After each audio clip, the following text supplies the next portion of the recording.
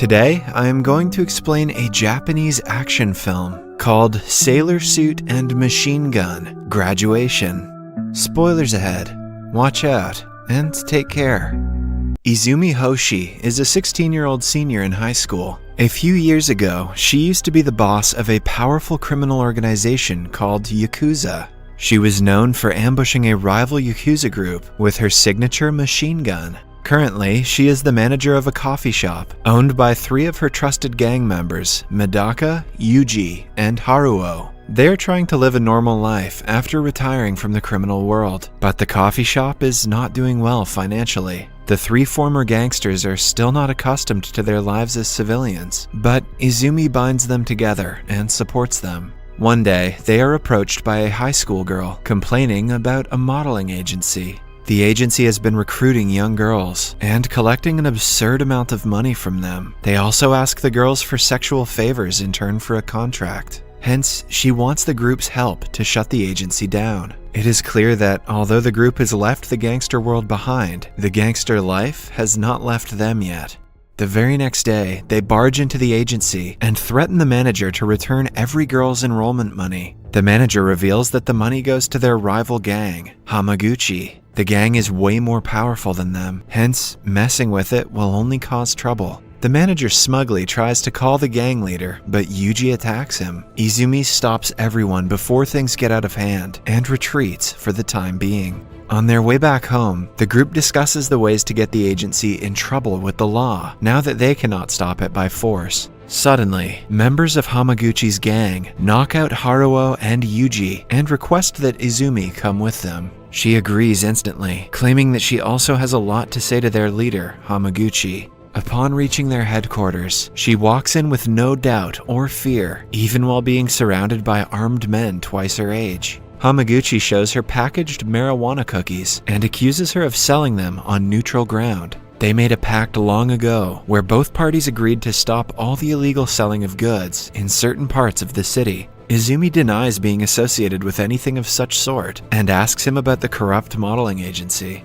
To her surprise, Hamaguchi insists that they do not support any modeling business. The two solve their differences, but Izumi suspects someone is trying to drag her down by spreading false information. Medaka then arrives at the hideout with firecrackers attached all over his body to save his boss. Izumi returns home with him, deciding to investigate the matter the next day. Then we are introduced to a budding entrepreneur and the antagonist of the film, Yasui.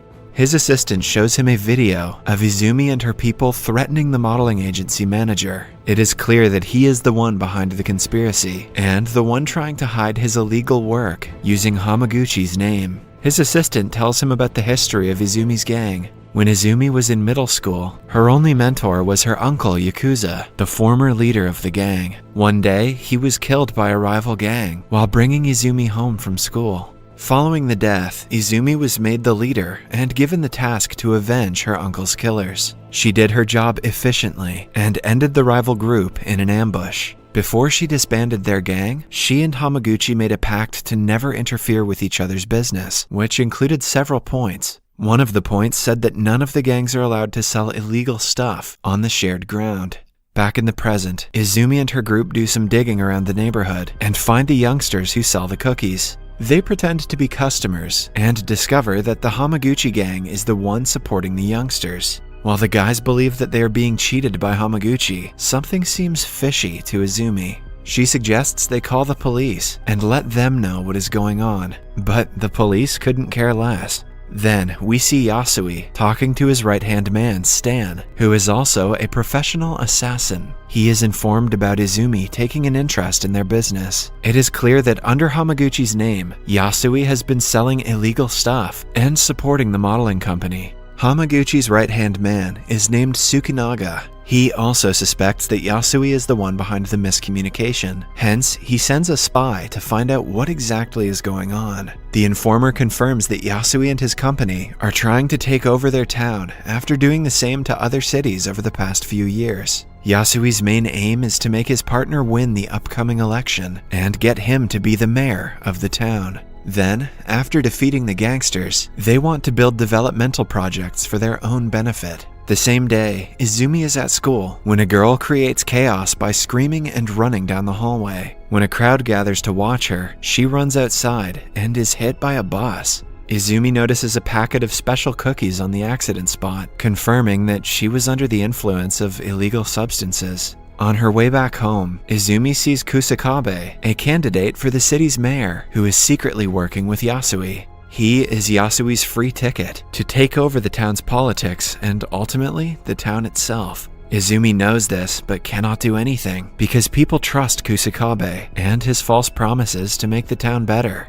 At night, Yasui and his henchmen get the information that Hamaguchi is vulnerable because most of his gang members are out of town. Taking the opportunity, he barges into the gang's headquarters and offers Hamaguchi a deal. If he kindly cooperates and steps down as the leader of the gang, he can be Yasui's partner, and if not, he will be killed instantly. After a lot of thinking, Hamaguchi accepts the offer. However, his right-hand man Tsukinaga is not happy about the deal. He knows that if Yasui is left to rule the city, he will destroy it for his own benefit. Hence, he decides to take Izumi's help to end the matter once and for all. He calls her to a love hotel to talk in secrecy and shows her the news about Yasui's associate Kusakabe winning the election. This means he is now the mayor of the town, and Yasui has gained complete power over it. Tsukinaga asks for Izumi's help to turn the matter around, but she refuses to cooperate with him. After all, he is a trusted member of the rival group. Before leaving, Tsukinaga reminds her that her uncle kept her in charge of the town, and it is her duty to save it from people like Yasui. Medaka, who has also been listening to the conversation, follows Tsukinaga outside and asks him to stay away. It is revealed that Tsukinaga was the one who killed Izumi's uncle, but everyone has hidden the fact from her until now. The next day, Izumi comes home after school to find a crowd of people protesting outside their coffee shop. They believe that the shop is a ruse to sell special cookies to teenagers and must be closed. When Medaka tries to restrict the protesters, he is arrested and thrown in jail. By the end of the day, the place is in shambles. With no hope of the coffee shop's revival, Izumi calls Tsukinaga and agrees to help him in his mission. Yuji and Haruo arrive home from a trip to see Izumi sitting in the middle of the destroyed shop. She asks them to go away and do whatever they want on their own. However, the guys are adamant about sticking by her side, no matter what. They cheer her up and promise to take revenge on whoever spread the false rumor.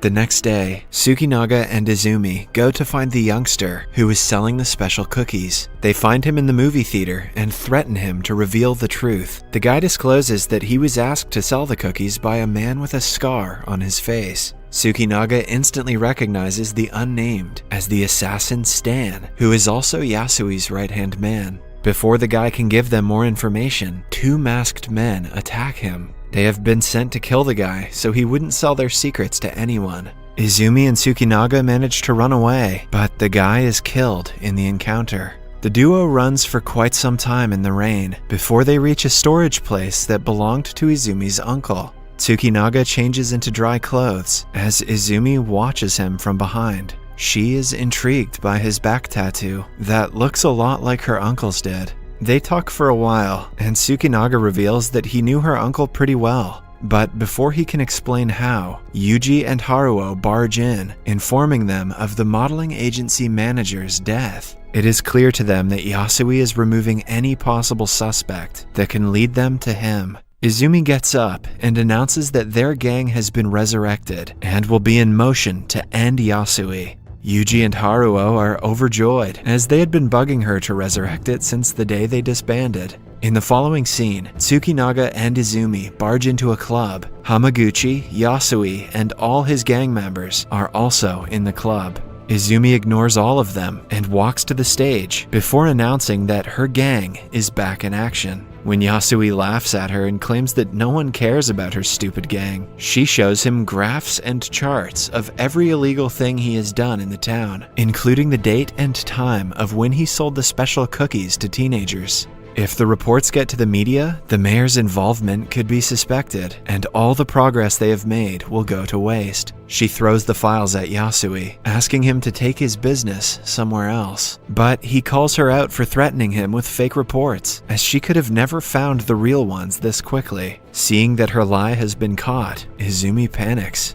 At the same time, Haruo and Yuji, who were outside, are brought to the club and held hostage. Yasui puts a rope around Izumi's neck and drags her to the stage, threatening to hang her to death. Tsukinaga asks the gang leader Hamaguchi to say something because only he can stop this now. But when the man stands up to protest, he is shot dead by Yasui. He mocks Izumi and reveals that Tsukinaga was the one who killed her uncle. In a fit of rage, Tsukinaga retaliates, and a shootout ensues between the two groups. After a long and hard battle, Haruo sacrifices his life to cover their group and helps them flee in a car. Izumi cries, mourning the death of her close friend, and asking Yuji to turn the car around. A few hours later, Yuji stops the car and falls on the ground, revealing that he had also been shot. Izumi insists that they take him to the hospital, but Tsukinaga knows if they turn back, all of them will be killed. Hence, they drive to a forest and bury a now dead Yuji. Izumi confronts Tsukinaga about her uncle's death, to which he replies that he was ordered to do it. He had no choice because of the business they are in. Izumi makes a fuss out of it, so he hands her a gun and urges her to shoot him if she cannot forgive him. However, Izumi cannot bring herself to do so. Following that, the duo secretly returns to the storage place again. After years, Izumi brings out her machine gun, ready to avenge Haruo and Yuji's deaths. Medaka also escapes from prison and joins the two on the mission. They go to Yasui's company headquarters and find Stan outside. Tsukinaga fights him and stabs him to death after a fierce battle. Following that, the trio simply walks into a meeting between Yasui, the mayor, and their associates. Yasui loses his temper and asks them how they got in. Izumi doesn't back down and fires at the group at random. Tsukinaga and Medaka join, killing everyone else but Yasui. But then, Medaka gets shot in the arm and is injured. Seconds later, Yasui fires at Izumi, but Tsukinaga takes the bullet for her. With both of those close to her on the floor, Izumi freezes. Yasui walks towards her, but is shot by Medaka before doing her any harm. With a final attack, Tsukinaga finishes him before falling into Izumi's arms. He calls her beautiful with his last breath as she kisses him. In the end, she and Medaka walk outside the building. When the police arrive, Medaka turns himself in and saves her.